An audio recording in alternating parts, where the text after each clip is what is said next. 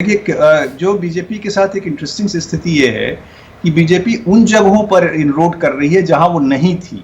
यानी आप देखिए, आसाम में नहीं थी, नॉर्थ ईस्ट में नहीं थी, बंगाल में नहीं थी, साउथ में नहीं थी।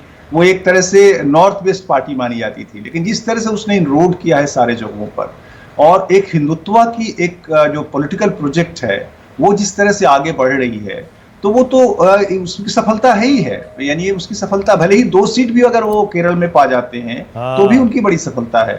और अगर बंगाल में हार भी जाते हैं इतनी कड़ी लड़ाई के बाद, तो वो उनकी आइडियोलॉजिकल विक्ट्री है। मैं बार बार कह रहा हूं कि ये एक बहुत बड़ा सपना था बीजेपी का, शुरू से ही, श्यामा प्रसाद मुखर्जी के समय से ही, जब जनसंघ बनी थी, कि वो, आपको पता होगा कि जो पॉलिटिकल प्रोजेक्ट है बीजेपी हिंदुत्व का, वो बंगाल से इमर्ज किया है। श्यामा प्रसाद मुखर्जी, हिंदुत्व शब्द भी वहीं से वो इमर्ज किया है।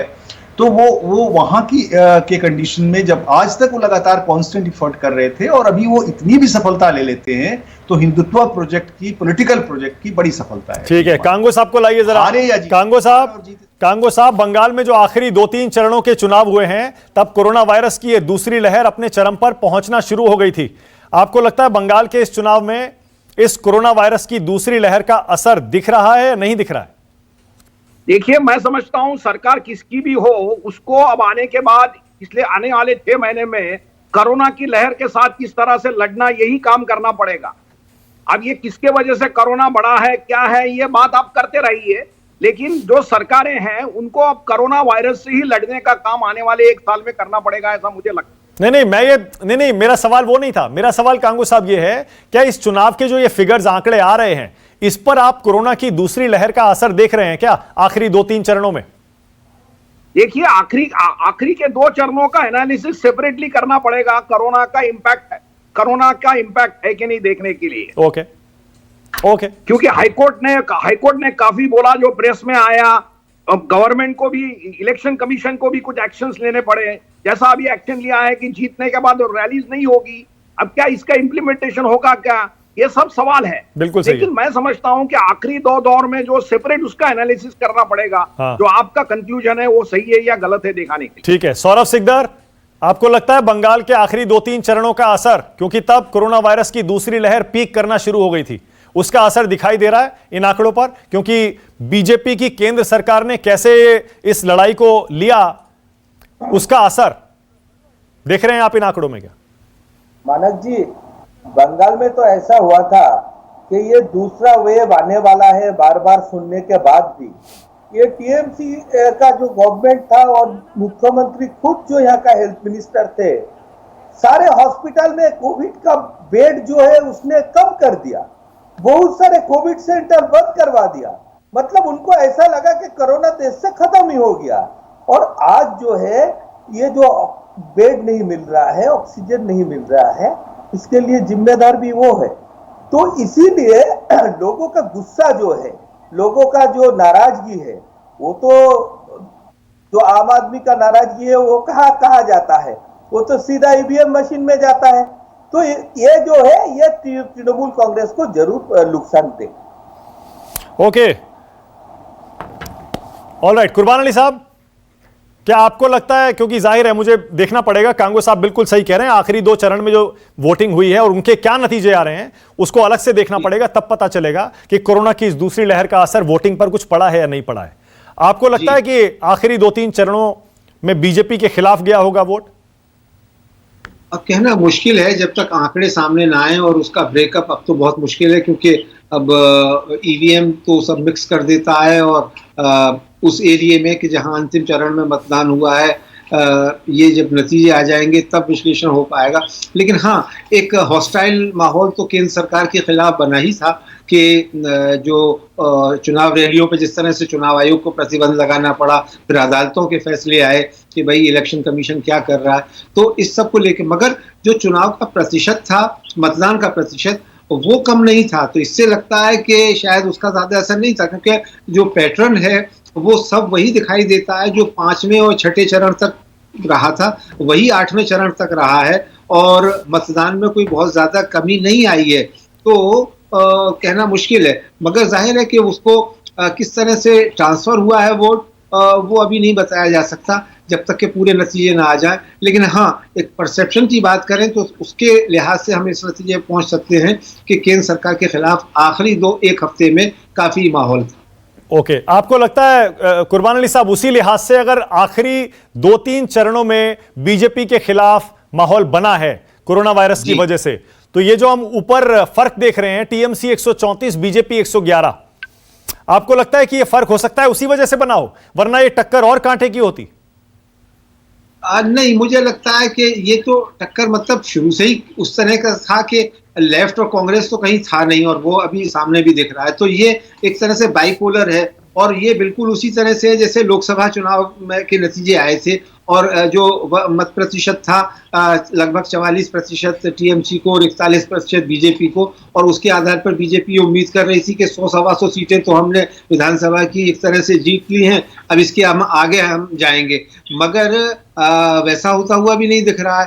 तो यही है कि जो ममता बनर्जी का इन सारे हालात में, मतलब उसके ऊपर जितने हमले हुए और सारी चीजें हुई, उसके बावजूद उसने जिस तरह से मुकाबला किया है वो एक दाद देने वाली बात है।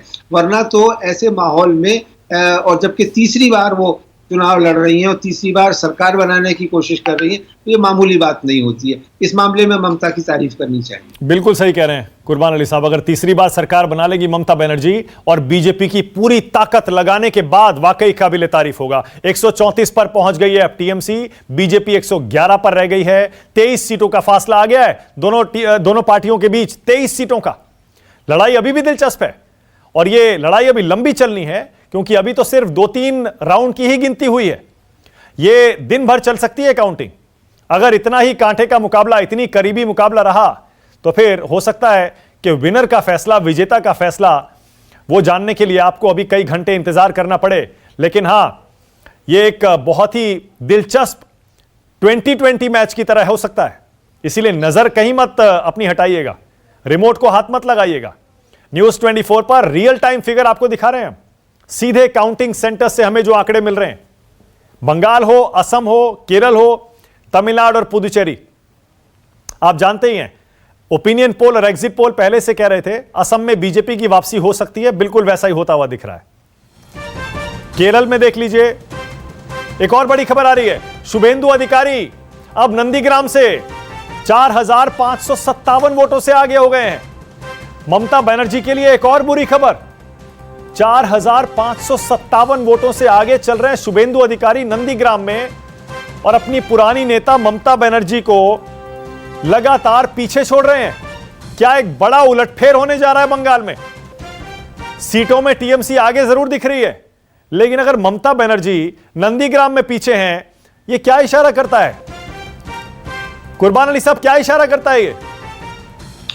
अभी मानक हमको मेरे ख्याल में 10 बजे 10:30 बजे तक इंतजार करना चाहिए, तब कुछ तस्वीर साफ होगी। लेकिन ये जरूर है कि हाँ, शुभेंदु अधिकारी ने एक चुनौती तो दी ही थी, और उस चुनौती में वो कितना कामयाब हो पाते हैं।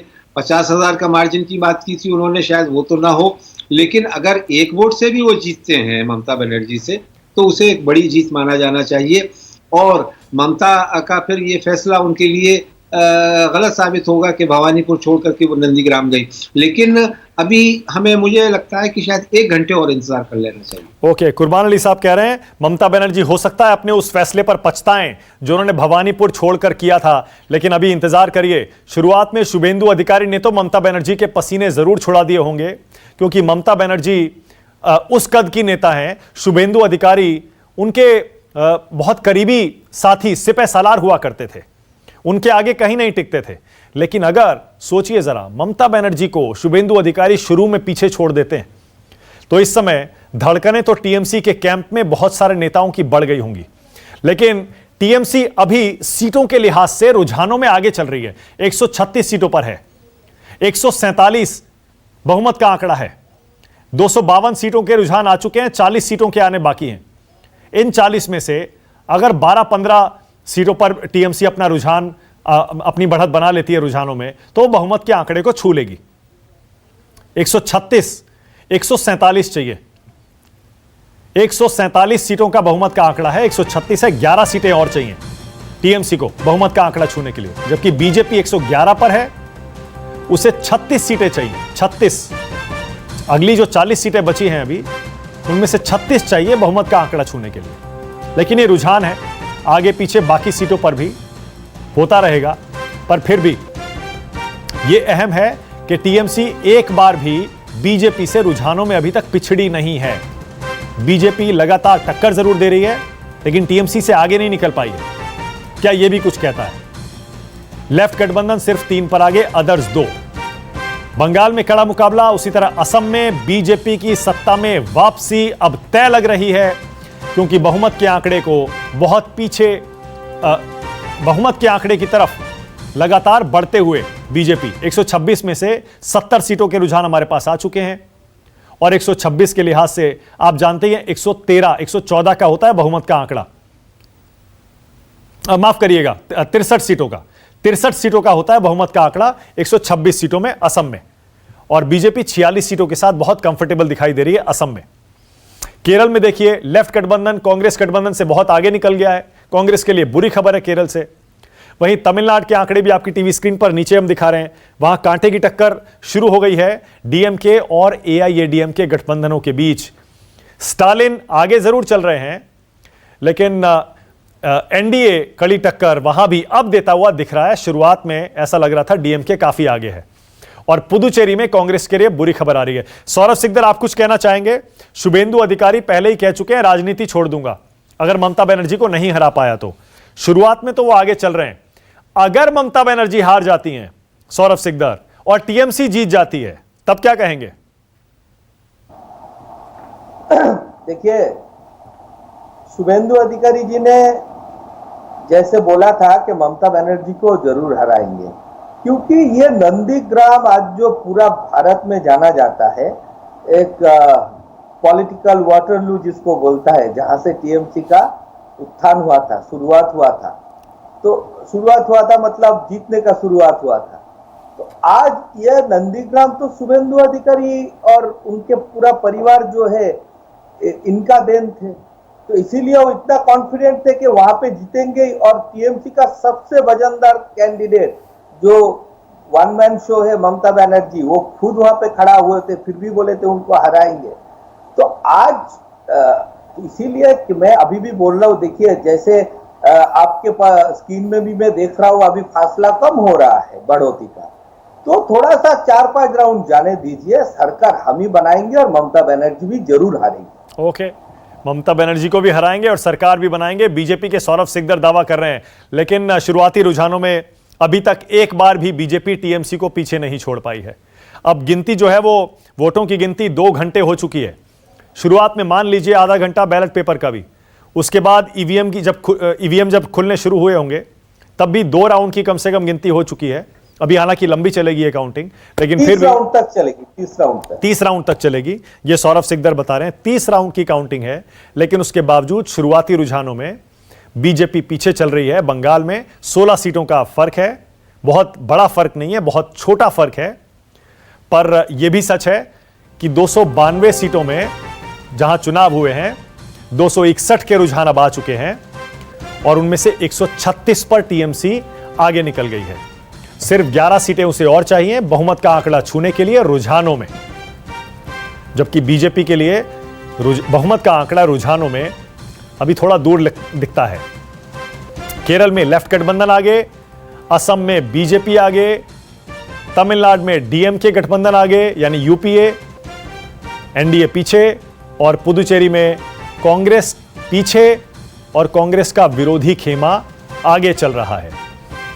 एक बार फिर से बीजेपी के लिहाज से देखें तो बीजेपी बंगाल में फिलहाल कड़ी टक्कर टीएमसी को देती हुई नजर आ रही है, असम में दोबारा सत्ता में आती हुई दिख रही है।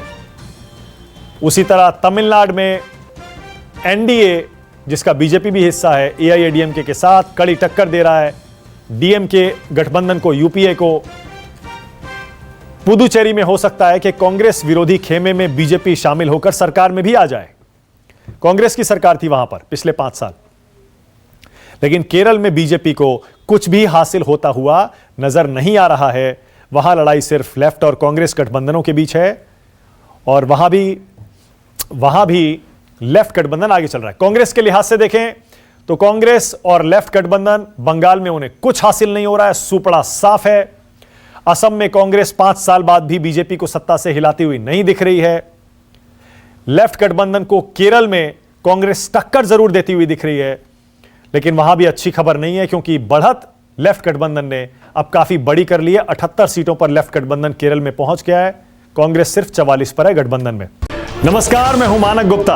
अगर आपको हमारा ये वीडियो पसंद आया हो तो इसे लाइक और शेयर जरूर करें, और हां, हमें सब्सक्राइब और फॉलो करना ना भूलें, ताकि आप देश और दुनिया की कोई खबर मिस ना करें। चाहे कोई ब्रेकिंग न्यूज हो या कोरोना वायरस से जुड़ी कोई भी अपडेट, पॉलिटिक्स हो या आपकी जेब से जुड़ी कोई खबर, इलेक्शन की कोई न्यूज हो, कोई कंट्रोवर्सी हो या फिर कोई वायरल वीडियो, सब कुछ मिलेगा न्यूज़ 24 पर। तो जुड़े रहिए हमारे साथ और देखते रहिए न्यूज़ 24।